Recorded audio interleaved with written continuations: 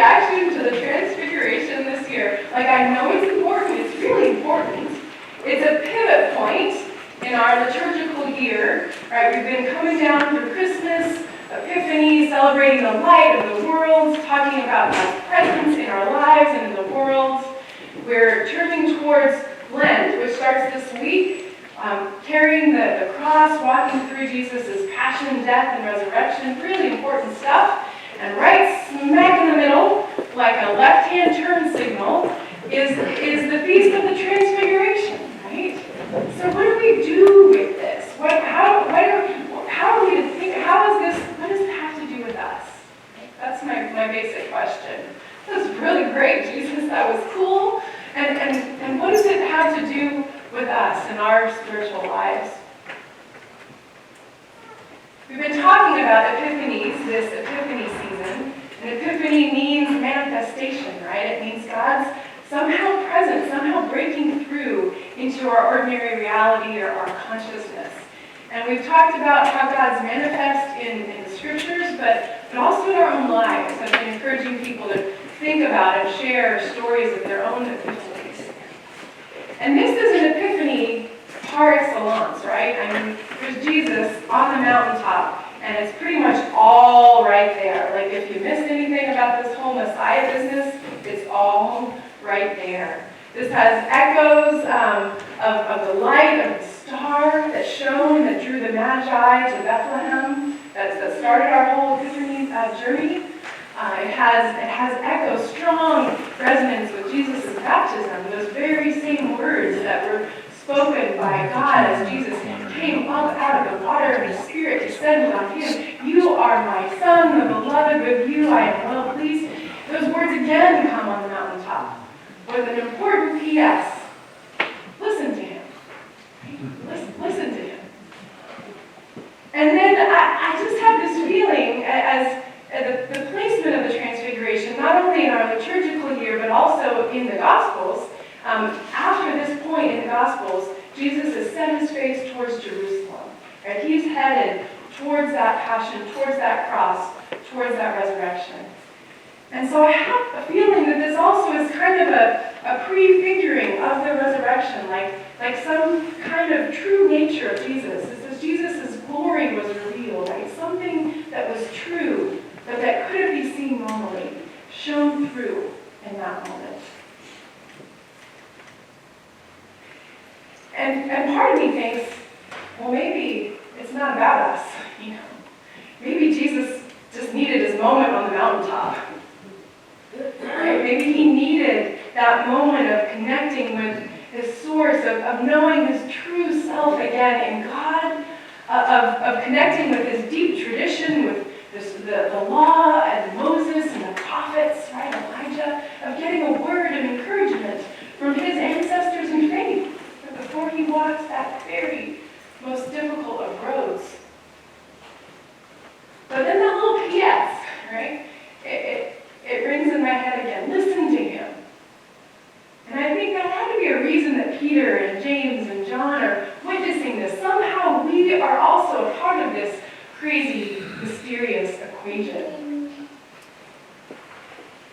And I think mysterious may be a key word here. Thinking about the Israelites waiting at the base of the mountain for Moses. And they waited 6 days. Moses goes into this cloud. There's a cloud on the mountain. There's fire. It seems like the whole thing is just blowing up there. Moses goes up there for 46 days. Now that's the distance between now and Easter Sunday. Right? That's a pretty long time. And if I'm one of those Israelites waiting at the base of the mountain, I'm pretty sure Moses is going to move that. Right? He's been consumed by the fire that is God. We are in the face, like at the foot of this crazy mystery, like too much divinity. And does anybody remember what it is that the Israelites do in the face of this mystery, down at the base of the mountain? What do? They make themselves a golden calf, right? Quick! Make something we can control. Create something to put between us and this consuming mystery. It is too much for us. Right? Moses is toast for sure of it.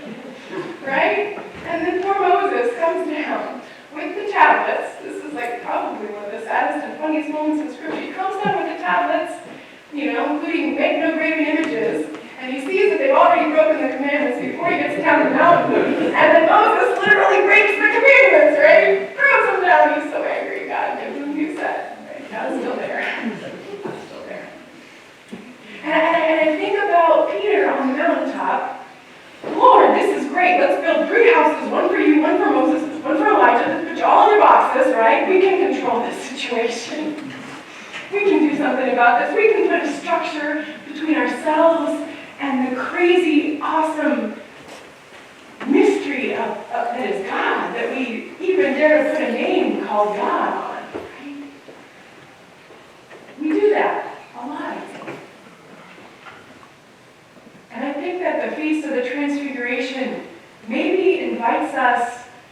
to live, to settle, to be a little more okay in mystery.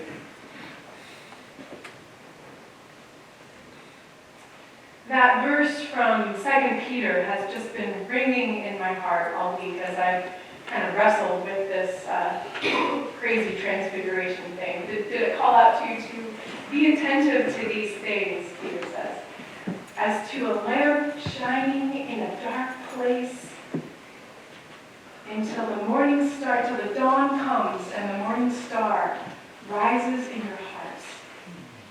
How beautiful. Can't get any better than that. Be attentive to these things as to a lamp shining in a dark place until the dawn comes and the morning star rises in your hearts. To me, that says that this light that's coming out of Jesus, that we're seeing, that we're somehow trying to grapple with and understand, that light is also going to shine in us and through us. Right? That we are, one day, that morning star, that light will be coming from us. Crazy, right? But then in the meantime, right, we're not there yet, but we have these lights, we have these stories, we have these mysteries, we have our own epiphanies and experiences of God manifest in this world. And those are our lights, those are our lamps, shining in the dark places. I had a prayer concern on my heart last night, and I got home and I lit a candle, one of those candles in a jar in my room. Just let it burn for a couple hours. And at first the flame was kind of all over the place, and then it settled down a little bit more into the jar, but it still moved a lot. And I would come in and out of my room, the lights were off, the light was sort of spreading and reflecting over that whole corner of the room. And I thought, gosh, there's movement in here that I can't see or sense. There's some air, some movement that's touching this candle. And it's burning. And what this thing that I'm concerned about, God's got this situation. There's nothing I can do about this. This is God's. I saw a bumper sticker on a car in front of the church this last week. It's one of those cars that have like a bunch of bumper stickers. This one just grabbed me as I walked down the street. It said, "Don't believe everything you think."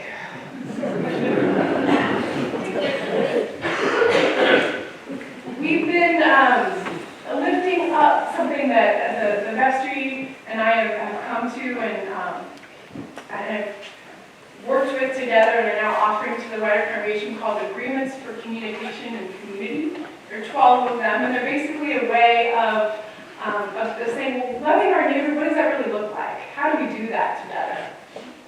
And the first one, there's 12, so we're taking 1 month to really think about. The first one's been about assumptions, where we can't necessarily prevent ourselves from making assumptions as part of how our brain works. We kind of create these stories and fill in the blanks of our world. But maybe we can be a little better about not believing everything we think, right? Maybe we can create a little bit of space between us and what we think. Maybe we can check our assumptions about the world, about God. We have assumptions about God. Check our assumptions about other people. Check our assumptions about ourselves. And leave some space for the mystery of what is still coming into being.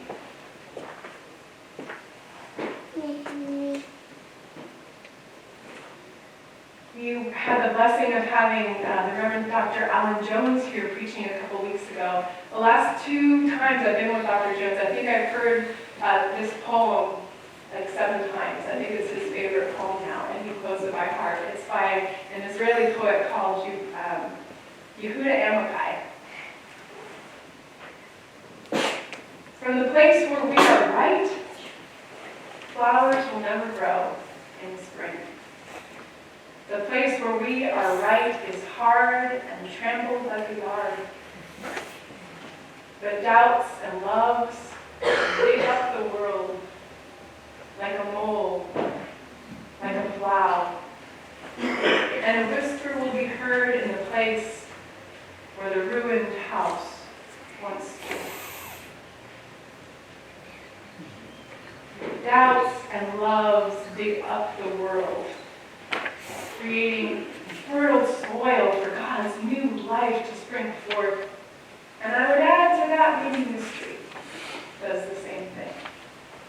And maybe that's why just at this time of year, when we're preparing to go deep into the roots and the soil of our spirits, of our lives of faith, so that God's new life can spring forth out of us, maybe that's why we need this crazy, mysterious feast day. Be in the mystery. Some space between us and what we think. Some space for God to act. Yesterday I was in a room with 75 people, mostly strangers, and was invited into the following exercise. We each wrote on one side of a piece of cardstock just a few words which summarized a really difficult time in our lives. It didn't have to be the hardest thing that ever happened to us, but something significant that had happened that was difficult. Just a couple of words. And on the reverse side of the cardstock, we were asked to write the life, the love, the redemption, the hope that God had brought out of that experience for us. Just again, a couple of words. And we walked around the room in silence, mostly with strangers. We sort of bumped into somebody. We were to hold up the side of the card with the difficult part of the story, and then flip it over and hold up the side with the resurrection. No words, no explanations, just eye to eye, face to face with a stranger. It's not a hard thing. Here's the new life.